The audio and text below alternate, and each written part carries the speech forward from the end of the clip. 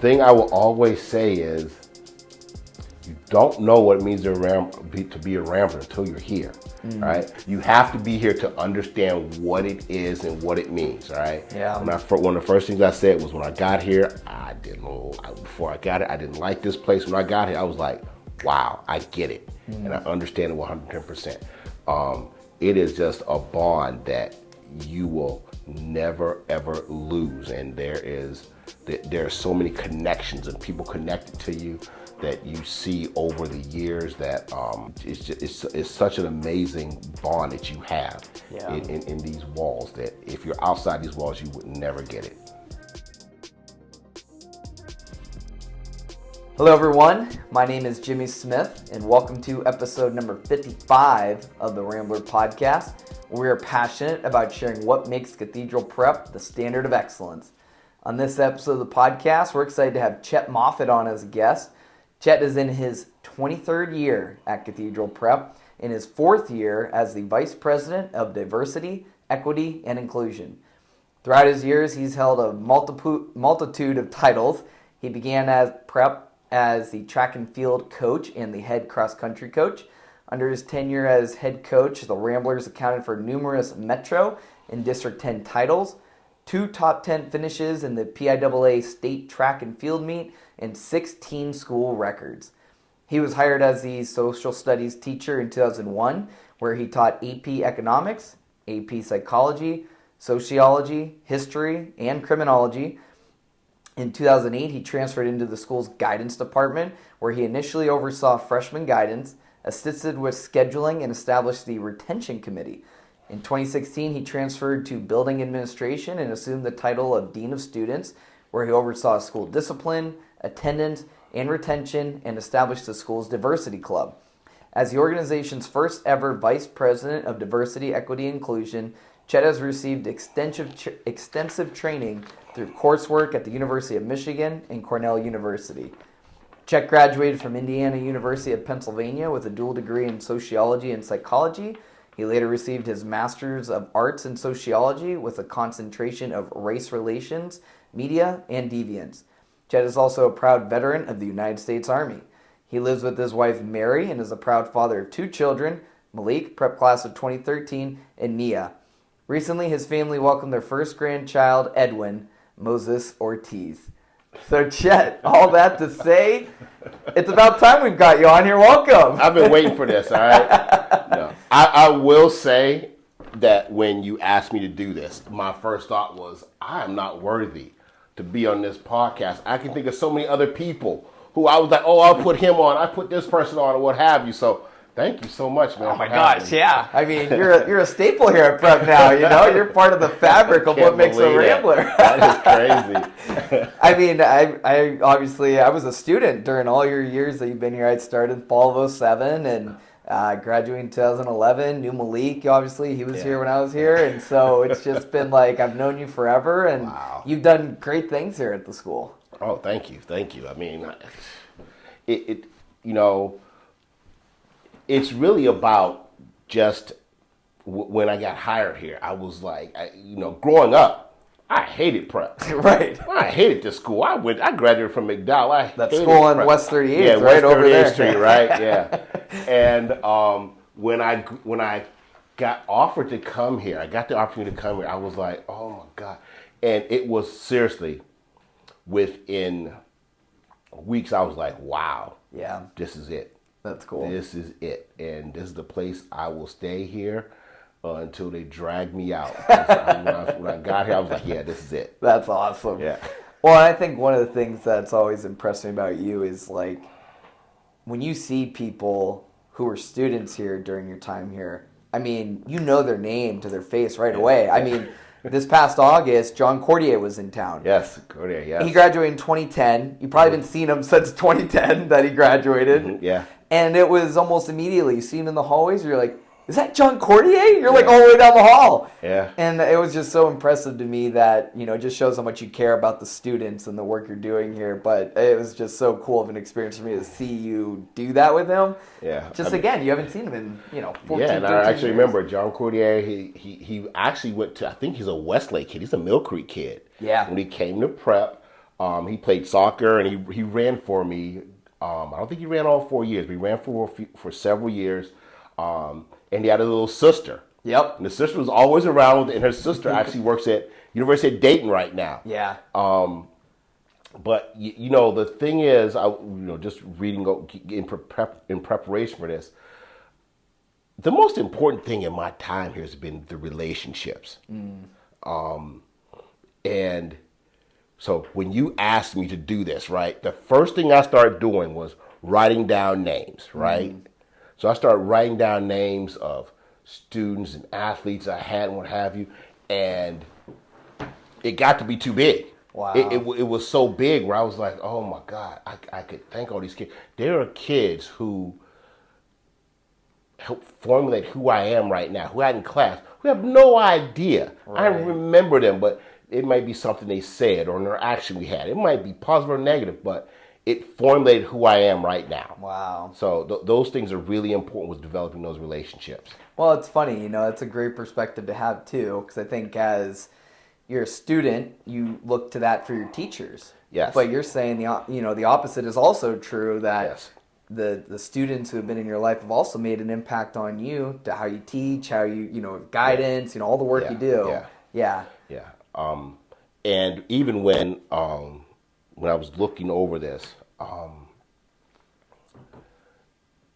some of my most memorable moments were when, so when I became the cross country coach, right? Yeah. I'm gonna tell you a lot of stories, Jimmy. Right? That's good. We're ready for them. So that's what when I I first started, that was my first job. Was actually, I got hired here in the fall of 1997. Okay. Coach Grack, who was a track coach, he remembered me from when I was in high school, and I was actually coaching at, I think, Central at the time. He calls me up. I don't know how he got in touch, got my number, what have you. He calls me. He's like, I want to talk to you. And we're sitting there talking about just different things, and he's like, I really want you to come to prep. I think you can take us over this hump. That school out there on West 38th Street, they've been edging us out. Yeah. And so me and Coach Grack sat down and talked for, it was hours, about different things we could do to make the track and field team better. So then soon after, Coach Grack was also the cross country coach, and he's like, I'm done with this. And I'm like, all right, I'll apply for it. Right. Knew nothing about cross country.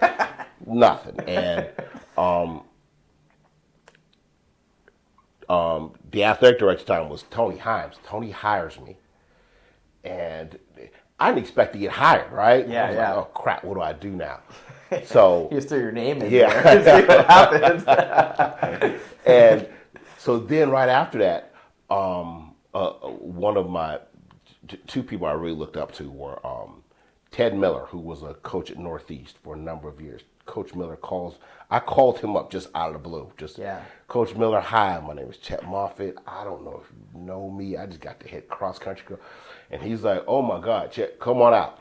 I go out to his house, and his wife is there, and he's like, she's going to make some sandwiches, and he takes me in this room, and he has all of these books and stuff on coaching. And wow. 2.5 hours later, I felt like I was ready to conquer the world. He Wow. gave me all of this stuff and what have you. And just so it was just that those first couple of years were kind of tough. Yeah. Just trying to get kids to buy into a new system, what have you. And we were getting killed by that team on 38th Street. And then they had won. Seriously, they had won. It was called the Metro back then. They won the Metro. Yep. I think it was 17, 18 years in a row. And we finally beat them. That just stood out. I was like, oh my God, we finally beat them. And the thing about beating them was their coach, Coach Pratt, was my coach when I was in high school. Oh, wow. Yeah. So him and I, and trust me, we went at it. I mean, we're very friendly to each other right now. Back then, I don't think you liked me much at all, right? Oh, that's so funny. But it's amazing the influence that first you were humble enough to say, I don't know what I'm doing, I need help. No, I really didn't. And for him to get you in the right direction. He got me in the right direction. Then I will tell you, one of my mentors in coaching was Coach Sertz, who is definitely a prep legend when it comes to coaching, especially cross country. And one day I reach out to Coach Sertz, comes and he gives me this box of just all this stuff he collected and done over the years. And I remember sitting looking through it, I was like, oh my God. I was like, first of all, he never lost. Yeah. He never lost. And I'm like, and he was really good at marketing the sport. And the stuff he did, I was like, oh my God, this is amazing. And he would go get proclamations from the mayor and city council. He would do all these great things for his kids. And I was like, you know what? I want to emulate that. So the one thing I always say I got out of coaching was the relationships. And I remember we would have practice so I started this thing. I had to get these kids to run, right? Right. Yeah. That's kind of a big component. So we had to get them to run in the summer. And I was like, you know what? We're going to meet at 6:30 every morning, right? Yeah. So we met here at prep 6:30 every morning, and then getting kids to buy into meeting at 6:30, and then watching them run over. But the best part was before and after practice, just sitting there and talking with the kids and talking to the parents and what have you. And I remember at one point, God, this was so long ago, but I remember the parents would go to mass. Okay. I think it was a 7 a.m. mass. Yeah. So the parents would drop the kids off, hang out, have coffee, then go to mass 7 o'clock. And then we'd all come in and we'd be in the gym or whatever, be outside, just talking, interacting, what have you, and just building those relationships over the years. Those things were so important to me. I remember talking to my college track coach, Doc Raymore, and him saying, your wins, he goes, never, ever, ever be concerned about your wins and loss record. You should never know that. Your wins and losses are made by relationships you make with young men and women. That's what he always said to me. I was like, so that was always my priority, is to form positive relationships with my athletes, right? Yeah. So some of my athletes, I'm sure there's some who didn't even like me, but they can never say I did not have their best interests at heart. Yeah. Loved every one of them. Yeah.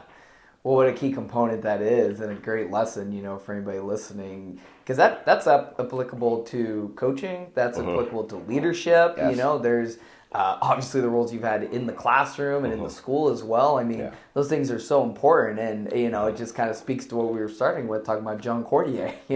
Like those relationships being so important to you, where you saw his face, you knew him right away. Versus if you were worried about your coaching status, your wins and losses, you wouldn't have cared as much. And it was funny. Now I do want to go back one day and figure out what my coaching record was. Yeah, right. I don't know what it is. Right? No idea what it is, but. It was the most important thing was having those relationships with young men and women. Over the years. Yeah. We'll get Bill Flanagan on that. We'll tell him. Let's get on this. Let's get on this. So when you look back on, your coaching career at Prep, obviously you spoke about beating McDowell finally for that Metro championship. Are there other things that really stick out to you, kind of reflecting back to your coaching days, memories that stick with you, things like that nature? Oh my God, there are so many memories and things that have happened over the years. And it could be, having the school's first state champion in Tommy Dance, and then he repeats the next year. And he's a young man. I remember seeing him in the 8th grade running out at McDowell, and I'm like, oh, dude, you got to come to Prep. And I'm, just some of the things I did to recruiting was so important, but part of recruiting was developing those relationships with kids. And Tom, he actually just texted me the other day. He's going to be coming to town in July, so he wants to come see the new school and check that out. It's like, absolutely, anytime, come on by, and we'll definitely walk you through and show you what's going on here. So it was, having, the successes we had with cross country and track and field over the years. But again, I will always say it was the relationships that we had, all right? Yeah. So I'm going to tell you a story, all right? All right. Not many people remember this story, okay? So we were at a track meet. Oh, my God, it was so many years ago. It was probably over 20 years ago. We're at a track meet. And it was the Baldwin Invitational, one of the bigger track meets in the state. And we're there, and it's raining. And the whole time, we are sitting there in this tent, under this tent, we're just like, guys, I'm not leaving because we can win this meet. And the meet's going on and on and on. But nothing, they just keep having these rain delays. Yeah. So, and I keep calling Bill and just saying, hey, Bill, look, it's still raining. The meet's going to be delayed. Now, we weren't planning on getting out of there until probably 10, 11 o'clock anyways. Yeah. So we're sitting there, and at one point, they're just like, Bill called and hey, look, it's like 3:30. Yeah. All right, you've been there all day in the rain. You haven't. I was like, Dallas to here, I'm staying here. All right? I'm not letting them win. Now, they have a big coach bus, right? We have a cheese bus. And I'm like, nah, I'm going to stay here till they leave, right? Bill finally calls, hey, look, time to pack up, right? It's like 4:15. All right, everybody, let's get on the bus. We're driving the bus up 279. And, excuse me, and we're doing like 10 miles an hour. And I go to the driver, like, what is going on with this bus? He's like, I got the pedal to the floor. No, so this bus just ain't moving right now. Now, there's probably like 40 kids on the bus, plus coaches.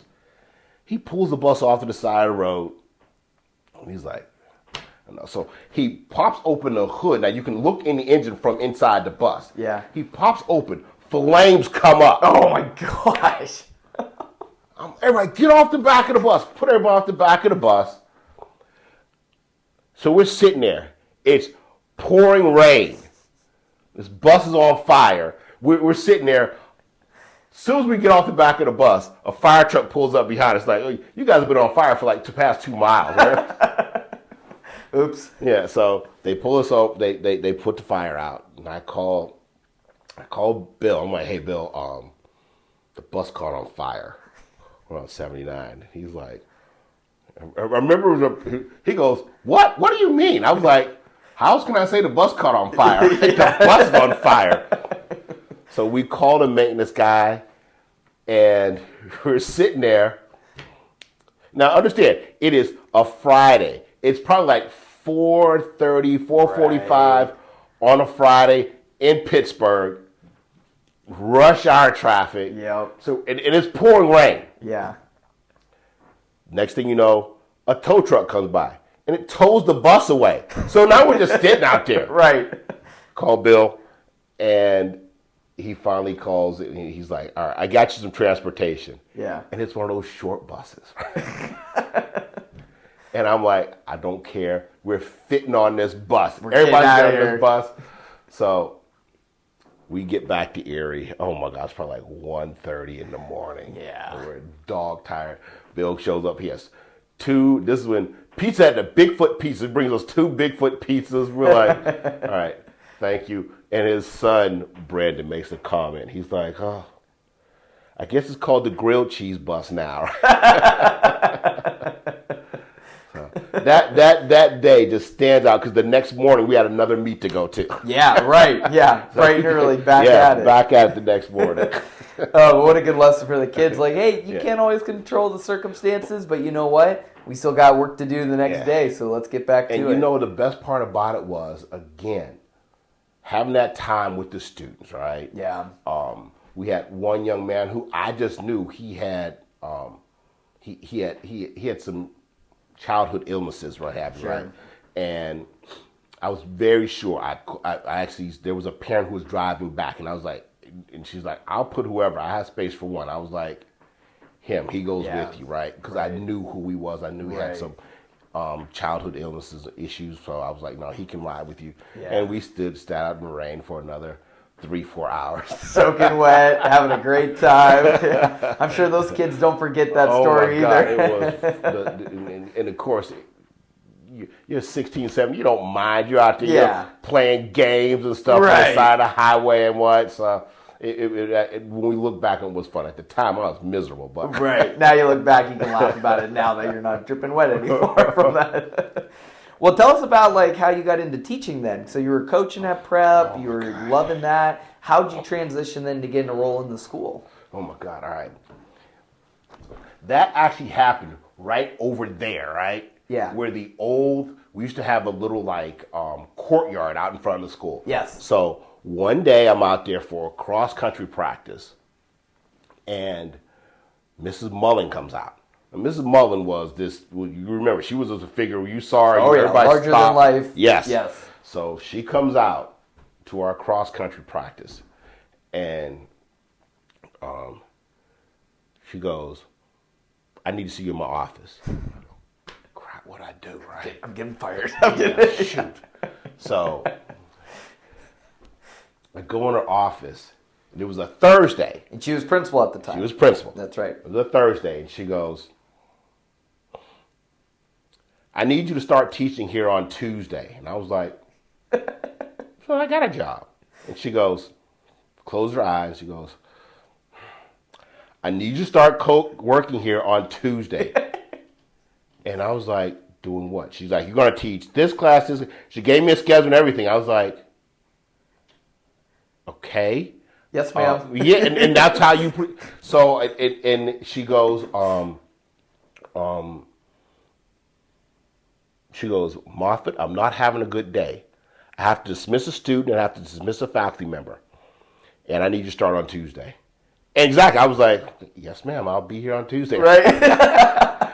So that's how I seriously started. So she takes me over. God. So should we leave her office? Because back then, I mean, where our organization is now, it wasn't like that back then. She did human resources and everything. So she had my contract drawn up and what have you. She walked me over to Father Jabel's office. Father Jabel just became headmaster at the time.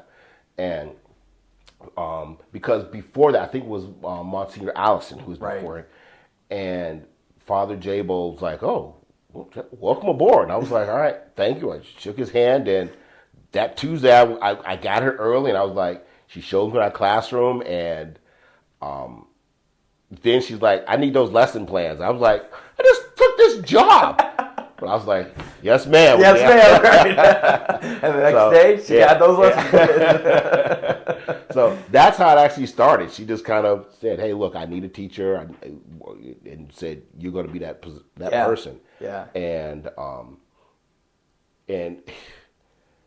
it was, I replaced the teacher who who kids were running over and what have you. Yeah. And that was not going on under my watch. But it was, oh my God, the classroom, my days in the classroom were so much fun. Yeah. Those were such great memories. Yeah. What was that like kind of starting off teaching at prep then? Because, I mean, you were, I guess, thrown right into it from Thursday you found out you were given this job to Tuesday you started. So I had some previous experience teaching and on the collegiate level, but coming here was different. Sure. So when I started, I was kind of like, oh my God. And again, my first thing was, and I will tell you, my first days were like, I want to get to know these guys. Right. I want to get to know the people in my classes and what have you. And, I didn't have parent-teacher conferences or anything to meet parents or what have you. So, I mean, being thrown in. So I started, it was in, oh my God, it was the end of the first quarter. Okay. So it was really, I want to say like October, November, right around then. So I was kind of like, I didn't know the kids. And well, I knew some of the kids because they ran for me, what have you. But then just getting to know the kids and really get to know the kids and take the kids I coached aside, all right? There was still a huge population of kids I didn't know, what have you. And I was like, I have to get to know these kids, know about them, what have you. So develop a relationship so they can trust me, I can trust them. Yeah. So that was important to me. Yeah. Well, it seems like a big thing for you is the relationship part of it and what's made you, so successful in your roles at prep. And You've held so many different titles and responsibilities. I mean, do you have a job that's been more rewarding than others, or are there different, I guess, pros and cons to each one, I'm sure? Oh, my God. What's been some of your most enjoyable positions that you've had? So I will tell you, I thought when I was a coach, I thought, oh, my God, just getting to meet these kids, their families, everything, that was great. Then when I became on the faculty, I was like, oh, my God, you got to see you saw every kid and what have you, and I remember being able to, when we were doing the schedule, I would always ask them, can I have more study halls? Yeah. Because that way I got to see more kids and what have you. And so that was really big, right? So then after Mrs. Mullen stepped down and Sister Claudia became the principal. Who was my principal when I was here. Oh, Sister Claudia was your principal? Okay, all right. All 4 years. So when Sister Claudia was principal, I was full-time faculty for the first 2 years of her time here. Yeah. And then the third year, she took away 3 or 4 of my classes and moved me to guidance part-time. So I was doing freshman guidance and teaching in classroom. I did that for a while, and then towards the end of her tenure, she moved me to full-time guidance. All right, so that was kind of different, but then I got to see a different part of the school, right, and how things were run in that part, and I got to work with at the time Coach Rick Grahowski, who was just amazing, probably just a brilliant man, who really kind of showed me the ropes on a lot of different things that he did up in guidance and what have you. So at the time, I mean, before that, I think he was pretty much solely the guidance department at one point. Then I joined, and then they brought in a registrar at some point, and he got a secretary. So it kind of evolved, but before then, our guidance department was pretty much him and I apologize, also Coach Calabrese. Of course. Another one of my mentors who taught me so much, and his love for the school was something that kind of kept me here for so long. I think Coach Calabrese was here for over 36 years. Wow. Yeah. I could be wrong. He might have been here longer, right? Yeah. But the guidance thing was different. That was different because I didn't have the day-to-day interaction with the students, but I still had my population I saw all the time. And then, when your dad was hired, all right, he reached out to me and was like, hey, I want you to be my dean of students. I was like, all right, Jim, I'm in there 110%. Yeah. So that created a different role for me, right? Right. So now I'm the disciplinarian in the school. Oh, my God. Yeah. Now, discipline is tough because, again, you want to have relationships with the kids and what have you. Yeah.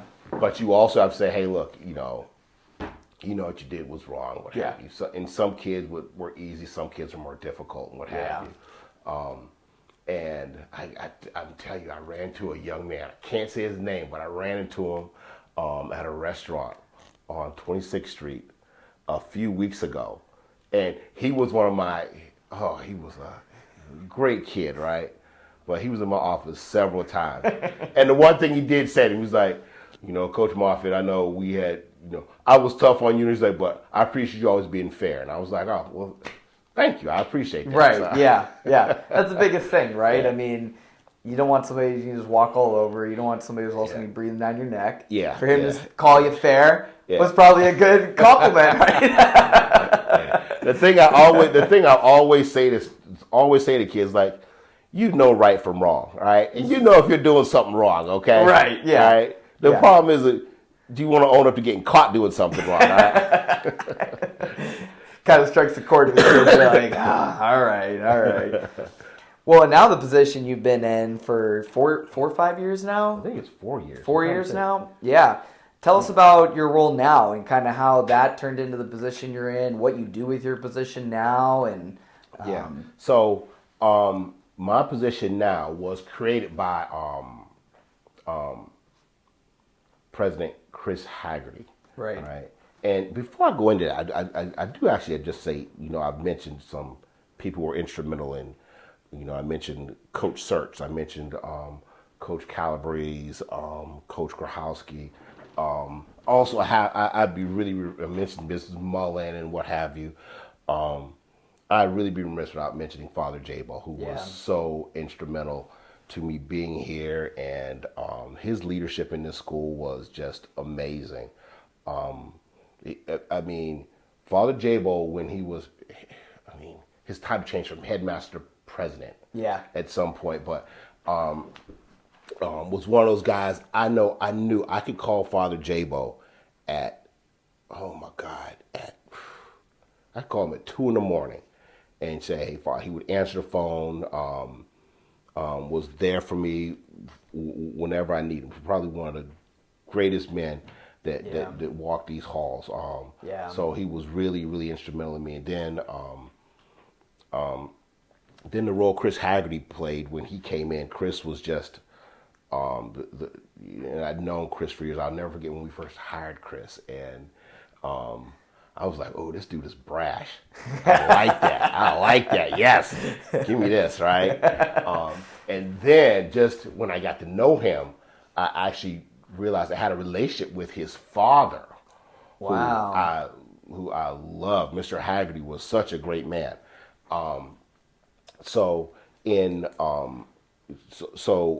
These are people who help, and I talk about relationships. These are people who kind of help form who I am in my love for this school. Right. So when Chris gave me the title, he put me as Vice President of Equity and Inclusion. He put me on the senior admin board, and we just kind of worked on what that position looked like. Yeah. And then after Chris, our headmaster, I keep saying, our president. Right, our president, headmaster for so long. Yeah. Our president was Dave Slomsky. I used to always make fun with Dave. Dave, look, you could be sitting at home on your deck and you choose to do this. What are you thinking? He's like, oh, Chet, I know. And it was funny because when he's like, I'm only going to be doing this for a couple months, right? I was like, yeah. Little did he Good luck know. with that. Yeah. And Dave was here. He was the interim president in between Chris Haggerty and while we were doing our search and found Kevin Smith. Yes. And Dave was also board chair and on the board for many, many years, so he's very familiar with the organization. Yes. But he was retired, and so to your point, he could have been just chilling on his deck, going out to lunch. But he loved the school so much, he wanted to come in and help and serve while he could, and did a great job during that year. And I will always say I admire that because when I'm retired from this place, I'm not working anywhere, right? Oh my God. I might suck you back in for another podcast episode then. Yeah. You won't be gone for long.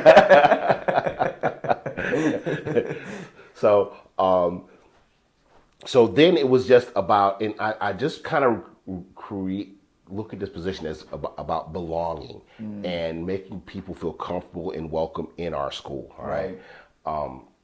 Looking at, because the diversity, equity, inclusion just pretty much brings belonging and welcoming to everybody. So I want to be that beacon so people say, hey, look, I have a question. I'm concerned, I'm confused about this.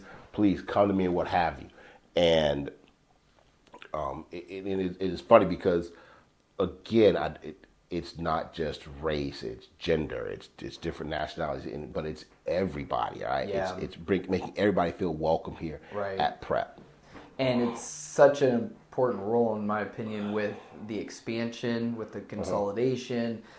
I feel like Prep is being so much more of a community aspect to Erie, great partner, versus it felt like it used to always just be Prep was kind of this one segment of Erie. Now it's so many different kids from so many different backgrounds.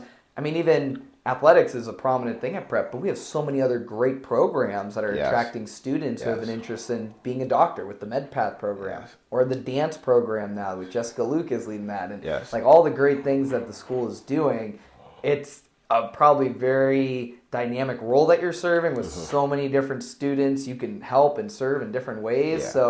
It's a ever-changing year-to-year, month-to-month kind of thing. It is, and I love it. And one of the things I love about this school is that there are different challenges every day. Yeah. And if you, and I think it's part of, one thing I've always said about this school is, and oh my God, Kevin will kill me for saying this, all right, but this school isn't for everybody. This school is tough. It is challenging to be here sometimes, right? So I always say, look, difficult times don't last. Tough times don't last. Tough people do. So Say that again. Say that again. Oh, I don't think everyone caught that. You gotta say that again because that was too good. Tough times don't last. Tough people do. And it's one of those things where I tell the kids, hey, you're not going to enjoy every day here. You're going to have some tough days here. Yeah. But I will guarantee you, if you stay here, in the end, your rewards will be, you'll be rewarded far than you can imagine. Well, I have to tell you, you're touching a chord with me because, I mean, my junior year after baseball, I contemplated playing my senior year because it was tough. And it was about, like, man, do I really think I'm going to have a shot at playing much and this and that? But the one thing I love about prep is that it creates that environment that challenges you where when you step up to that, it demands more of you. And I worked harder than I ever worked that off season. Yeah. And I committed. And I ended up being a starter on the team. Yeah. I hit 2 home runs that year. I was like second team, all region or whatever. I look back, and that's one of my proudest accomplishments while I was a student. I wasn't the star player. I wasn't on like the best of the best in the Erie. Yeah. But what I accomplished from my junior to senior year, it was because of the environment of the school I was in that demanded that of me. Yes. So what you're saying echoes true in my heart because that's what happened for me exactly. Yeah. And one of the things you mentioned earlier about some of my memories and I got to go back to this, right? And I feel horrible bringing this up now, but one of my greatest memories was actually getting to coach my kids. Right? Don't worry, you guys are important if you're listening. I mean, I got to coach my son for 4 years, right? Yeah. And after his junior year, his junior year, after basketball season, he ran track, and he had a pretty good track season his junior year. And then going to his senior year, he's like, I'm going to concentrate solely on track. And he had like a great year. And I remember his senior year, he was the number 1 high jumper in the nation. And I still never forget that. And again, it wasn't just me. It was so many other people who coached with me, Coach Morgan, Coach Lombardo, Coach Heidelberg. We had, I mean, over the years, we had so many great coaches on our staff and what have you. But you did give him his jeans.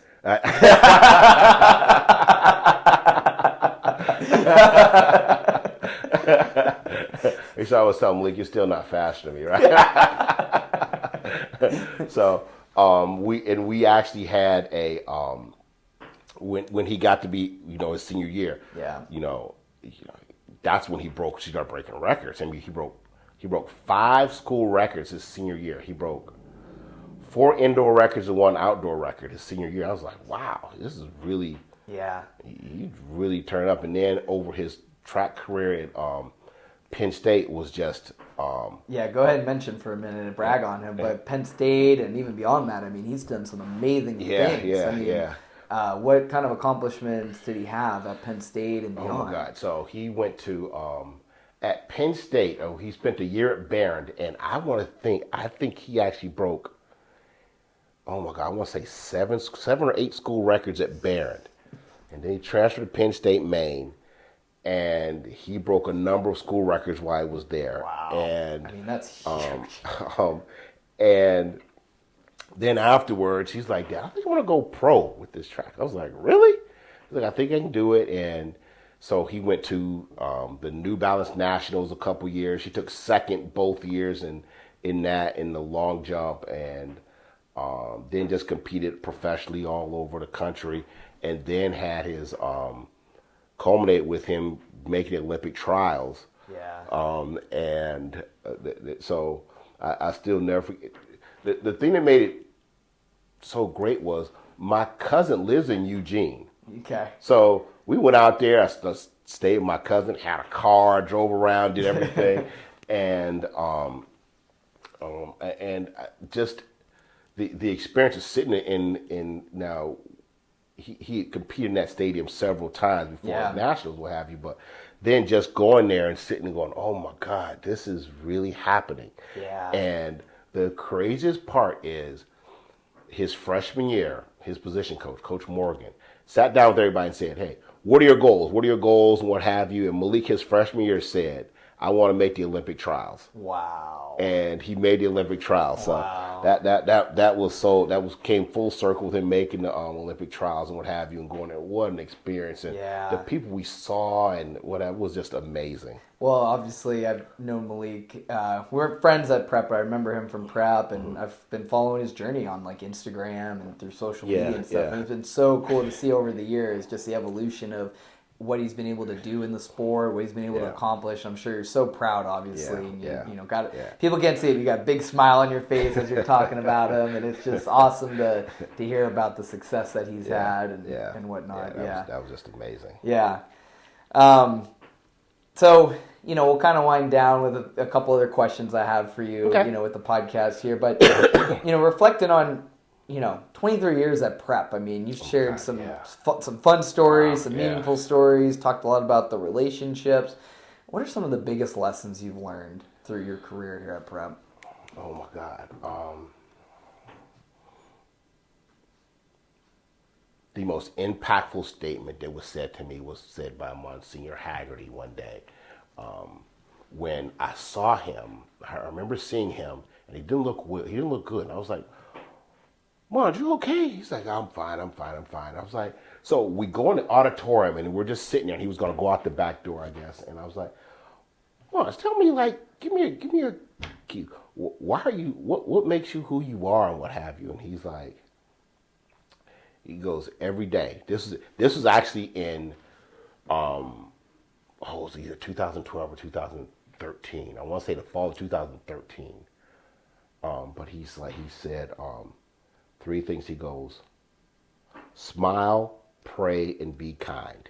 And I was like, wow, really? And that has been such a, that just resonate with me, like always smile, pray, and be kind. And I remember him saying that, and actually, we put that on the T-shirts. We dedicated the season to him, and we put that on the back of the T-shirts. Wow. Was smile, pray, and be kind. From Monsignor Haggerty. That's amazing. Because I mean, it was very shortly after that he passed. Yes. You had spoken to him, so it's amazing he left that message with you. Yes. And how important that is. Yeah. And it kind of culminates, you know, I would imagine 3 years at Prep. I mean, smiling, being kind, being a man of faith. Faithful, Yeah, it's like all these key components that have made Chet Moffett who he is, you know, through his years and whatnot. You know, it's a kind of funny question, and I'm sure there's been moments of your career at Prep where, you know, the way I wrote the question was, how do you stay motivated and inspired in your work at Prep after so many years? Because I would imagine being at one place for so long, doing so many different roles, you have some days that are longer than others, and then you get back on your horse and you're like, you know what was I thinking? This is great. But what does keep you motivated and inspired? You know what, Jimmy, I guess, I mean, I believe this stuff, man. I swear, I do. And that's why you and I get along so well. Yeah, you know? Seriously, I'm serious. I believe this stuff. I mean, I've had tough days here. I've had great days here, but I will always bleed this stuff. I mean, that still means so much to me. And I know there have been so many times where I've turned around and been like, oh my God. And, you know, I can't wait for this day to end or what have you. And I'm one of those people, no matter what, I'm always motivated for Monday. People, Monday. No, I'll be motivated for Monday. I will come in. I will be giving high fives to people and what have you. I think, because I do believe that God put me in this place to impact the lives of young men and women. And it's something that I don't take that responsibility lightly. It means a lot to me to be able to influence and impact these lives. I mean, I'm sitting there thinking about just the phone calls I've made and the text messages I've made over the years to former runners and students just saying, hey, I have a thing I always say, make good decisions, all right? Right while I'm saying this, I'm thinking about so many different kids and families who I've met and known over the years and who've impacted me in such a way that and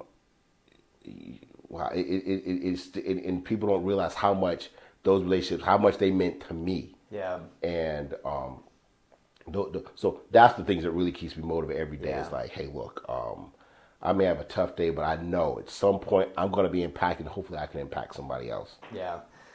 Well, that's a perfect, heart to have. And one of the reasons why I'm thankful that you're here doing the roles that you've had through the years. Yeah. And I'm glad that you're here because the fabric of what makes Chet is what makes Cathedral Prep a great place. Because there's people like you out there impacting the kids and not just doing it for your own self-interest, but because you care, right? You care, you want the best for them, and you'll go the extra mile. Just like you were talking about Father J-Bo would get on the phone at 2 a.m. for you. Yes. You would do the same thing for former students, families, whatever it is. In a heartbeat. I'm going to tell you a story here real quick, all right? So I always tell you, if you ever need me, just call me, right? I don't care what time it is. I don't turn my cell phone off. Yeah. So in 2005, I get a call from a former runner. And I'm like, and it's serious. It's like 1:30 in the morning, right? Yeah. Heart sinks. I'm like, oh my God, what's going on, right? He's like, Coach Moffett, you're not going to like this. I'm like, what? He's like, just got pulled over. And I was like, what do you mean you got pulled over? Coach, I'm going to be honest. I've been drinking and driving. And it was like, what is your problem?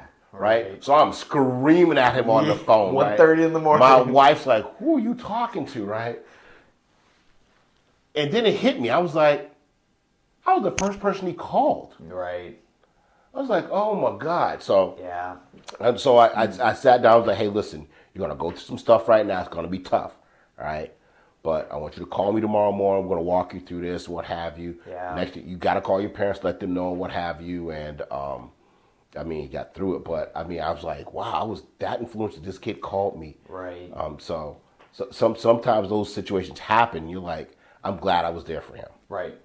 So. Right. That 1:30 in the morning call isn't always the best one to get. No. But to your point, you were the first person he called. Yes. He didn't know what to do, but he called Chet, his former coach, and you were there for him, and that's the most important thing, right? Yes. Yeah. All right, last question for you. Mm-hmm. It's, what does it mean to be a Rambler? So it's a fun question. I kind of referenced it when I was doing my speech at Baccalaureate that during the podcast I like to ask this question because I think it's just a great essence of what makes prep, right? What does it mean to be a Rambler? And, you've been here 23 years. I'm sure you have a great perspective on this. Oh, my God. All right. So the thing I will always say is you don't know what it means to be a Rambler until you're here, right? Because what's a Rambler? In a Ram, right? You don't know what a Rambler. You have to be here to understand what it is and what it means, right? Yeah. One of the first things I said was when I got here, I didn't know. Before I got it, I didn't like this place. When I got here, I was like, wow, I get it. And I understand it 110%. It is just a bond that you will never, ever lose. And there are so many connections and people connected to you that you see over the years that are just it's such an amazing bond that you have in these walls that if you're outside these walls you would never get it. Even if we tried to explain it, you just don't get it. And you're a great example of that. You didn't go to school here, but you've been a part of here for 23 years now, and you saw that very early on where it clicked with you. You're like, wow, I get it. Yeah. And I'm sure that's just continued to grow and grow over the years. So, yeah.